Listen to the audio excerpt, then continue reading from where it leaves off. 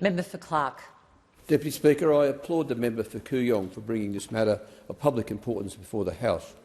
It's a powerful reminder at a critical point in time that if we get it right, the energy transition can support climate action, ease the cost of living pressures for Australians and enhance Australia's energy independence.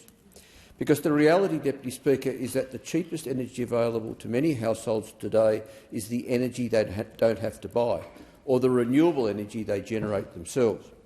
And that is why investments in household measures such as rooftop solar, home batteries, insulation, energy-efficient appliances and electrification should all be priorities for governments at all levels in this country. These measures reduce energy demand, cut household bills and ease pressure on the broader energy system. They also accelerate Australia's transition to cleaner energy, which is essential, of course, if we are to meet our climate obligations and protect our environment for future generations.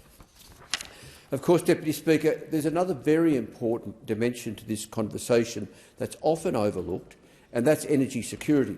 And if that wasn't staring us in the face previously, it sure is now, with global oil supplies in doubt and oil shares whiplashing like there's no tomorrow, while some bowsers run dry and fuel prices spike.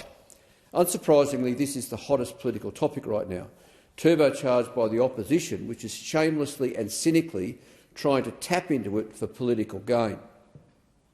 But that's not to say that the government has clean hands either, because, like its predecessors, it has virtually ignored the International Energy Agency fuel holding guidelines and even now is failing to urgently introduce the sort of pricing restrictions adopted by at least Germany.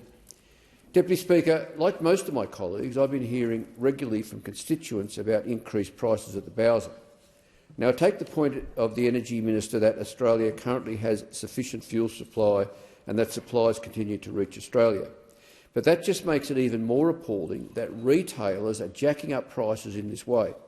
Frankly, it's just shameless price gouging done under the cover of the illegal war in Iran, and it should come with serious consequences, but so far it doesn't. All of this goes to show, of course, that in a world where energy markets are increasingly volatile and geopolitical tensions have the potential for prolonged disruption of global supply chains, in that environment, Australia must think carefully about its energy independence and its sovereign capability, and think too about the impact energy insecurity has on the lives of ordinary Australians. Of course, when households generate and store their own energy, they are not just saving money, they are contributing to a more decentralised, distributed and resilient national energy system. And that makes Australia less vulnerable to international shocks and supply lines, less reliant on our ageing fossil fuel-based energy infrastructure and harder targets for price gouging and cartel-like shakedowns from energy suppliers. But of course, as with anything, how we do this matters. And while Australia is a world leader for things like rooftop solar, too many people in regional Australia, as well as low and middle income earners, renters and other marginalised communities, are missing out. So the government must ensure that investment in household measures are available to everyone, not just those who can afford the upfront cost.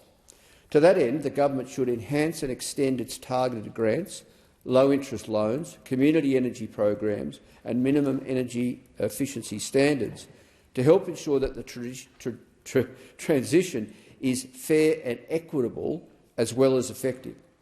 Of course, the opposition probably won't have a bar of this because they're still hooked on fossil fuels or, depending on the time of day, nuclear power, and are seemingly baffled by renewable energy.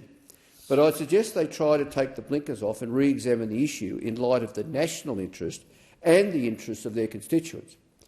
Moreover, adding extra capacity and stability to our grid through investment in household measures will be beneficial in freeing up energy capacity and investment for Australian industry. In other words, if you're fair dinkum about being hyper-Australia and starting to make things again in this country, then you'd actually support and fast-track home energy measures.